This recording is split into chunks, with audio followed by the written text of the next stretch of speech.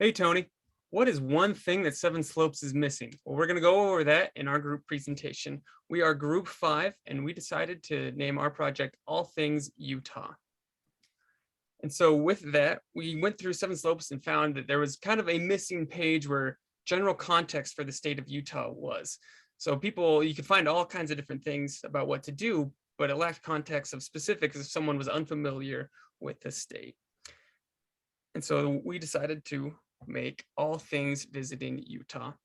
So in this presentation, I will be going through our keyword research, and then Connor will be giving us a competitive landscape overview, and then Jessica will go into the different communication channels, and Gretchen will give us a site description and rundown. So for the keyword research, we went to 3 sites: Visit Utah, utah.com, and visitsaltlake.com. We used SEMrush and SpyFu for our different keyword research resources. For Visit Utah, we found that Utah was the biggest keyword, go figure. But then after that, we found a few different things. Utah National Parks was very big, and then the specific national parks after that: Bryce Canyon, Arches National Park, Zion National Park, all ranked in the keywords, as well as things like Bonnefels Salt Flats. And then for utah.com, Utah was again up in the rankings, but we see national parks being heavily targeted as well, with specific things within the national parks like Angel's Landing, or national monuments like Monument Valley, as well as Lake Powell started to appear for both of those. For visitsaltlake.com, it was quite different, as one would expect. It was more about things in Salt Lake specifically and things that are known to be in Salt Lake. It didn't offer a whole lot of context with different things. People were searching for maps though, and snowbirds started to appear as an attraction. And so that was kind of the keywords that we based mostly off of, were national parks and those larger attractions. And I will now give it to Connor for the competitive landscape. Yeah, so when looking at our competitive landscape, Utah.com definitely came up as the second most popular site and the second most competitive. As you can see here on the right, this was a snippet from their website. Their main focus really is with outdoor attractions. Now, if I were to click on Greater Zion, what I mainly would see is the type of communication style that they have, which is going to be providing a price range of how much it would be to go to this attraction, whether you need a tour guide or what that is. It's going to give you a price, and then it's going to give you a corresponding link to that website. So if it's Greater Zion, then it's going to bring you to Greater Zion attraction website. And so it doesn't really provide a ton of content as far as like being on utah.com's website. It's more of an overview, and it doesn't really go into a lot of specifics.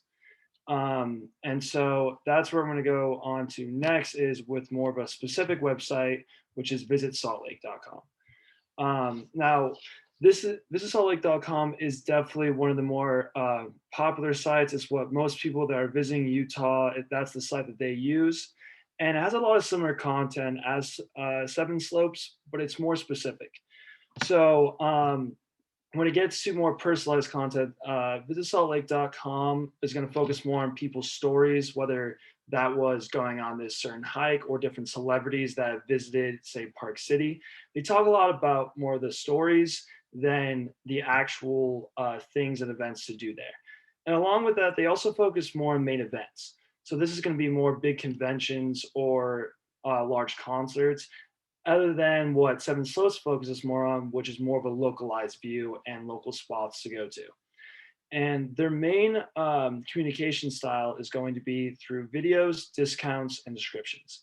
Now, this is going to be through videos of, say, of mountains or people in the bar to kind of get people to really want to view the site. And then since it's mainly sponsored content, those sponsorships are giving visitsaltlake.com discounts to give to their readers. And then same as Seven Slopes does, a description of what to do at these places. And as you can see on the right, they do have a map, but it's only in Salt Lake County, and it's not as specific. So it's only going to do different regions. So as you see, they have West Valley, Southwest Valley, Salt Lake City, the Great Salt Lake. And so if I clicked on, say, Salt Lake City on the map, then it would just bring me over to Salt Lake City and what's in there. So they do have a map, but it's not very specified, and it's only to Salt Lake County. And next, talk about the communication channels. Jessica's going to take it away. So the existing communication channels of the brand, we targeted it in two ways. So if this were to be a standalone content or website, then it obviously has no existing communication channels, and we would then develop those. But as doing an addition for Seven Slopes, they have 3 current large content channels, which are Instagram at Seven Slopes Utah, Facebook at Seven Slopes, and website at sevenslopes.com.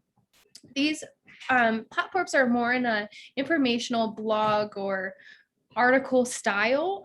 They're detailing best locations in Utah to eat, ski, drink, and maybe even boat, but more for the residents of Utah. So they're not really giving that overview approach for possible visitors that aren't familiar with the state.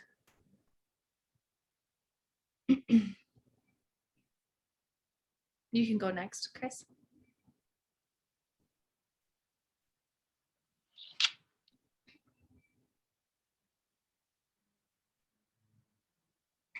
Okay, so the expected results for this website, I looked at the analytics for Seven Slopes.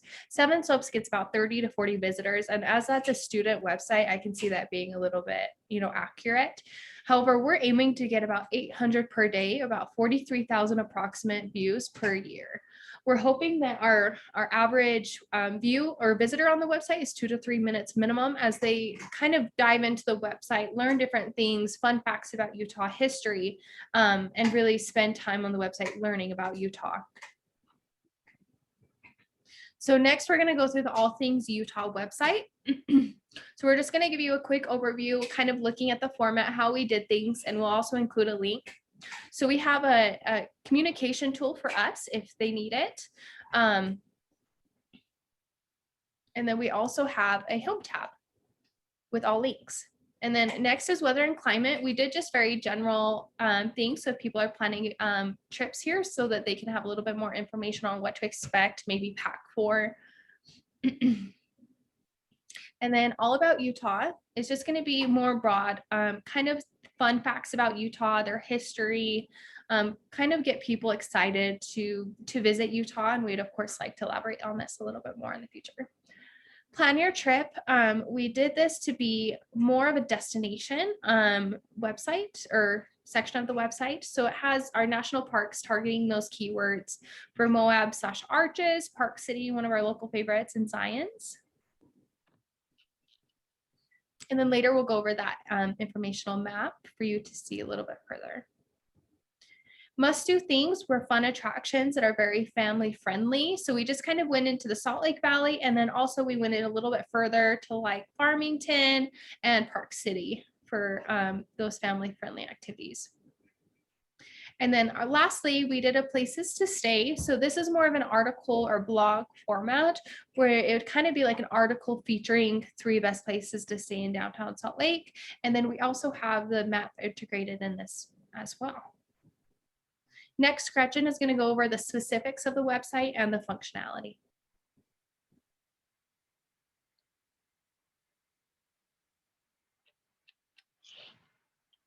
You're muted.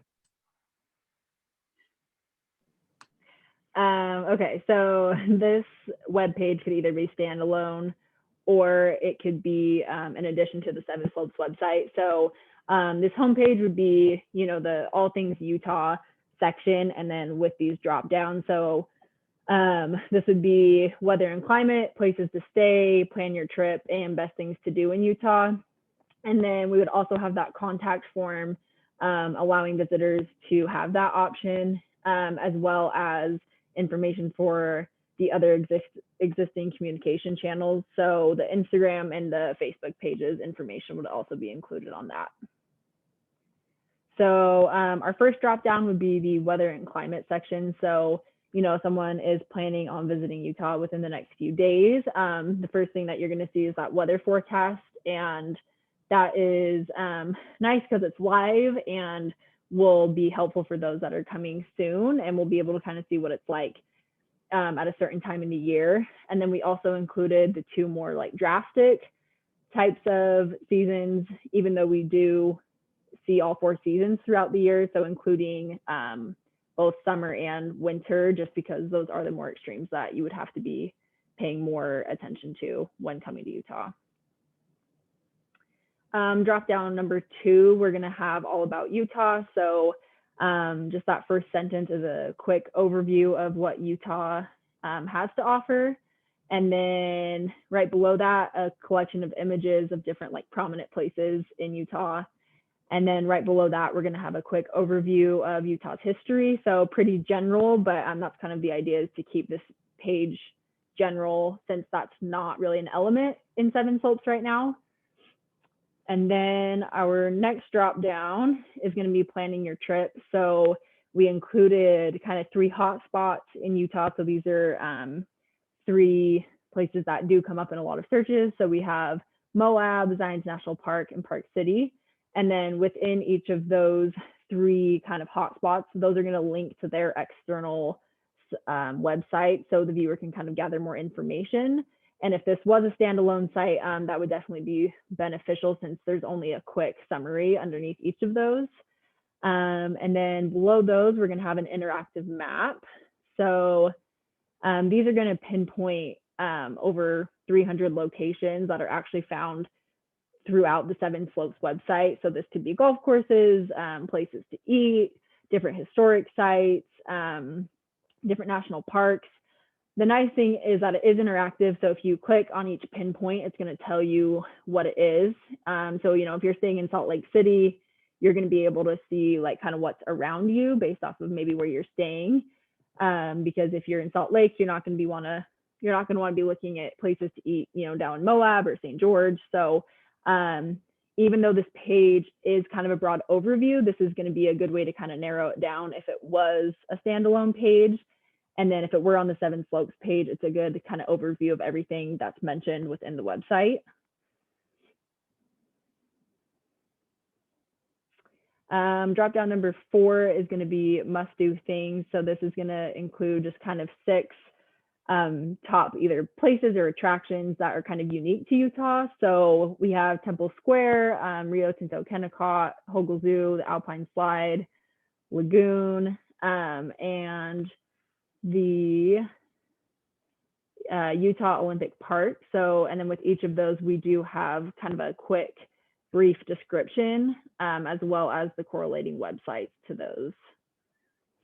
And then our last drop down is going to be places to stay. So this would be a blog post format. So it's going to look similar to the pages in Seven Slopes. So it kind of correlates with that. Either way, it's going to be, whether it's standalone, you're still going to get a decent amount of information, because you do have the map, so you can kind of see where the different places are quickly, rather than having to go into each page and find exactly where you're staying. And then this page could also double as a homepage for the lodging section in Seven Slopes, since there isn't one at the moment. So it would work for either or.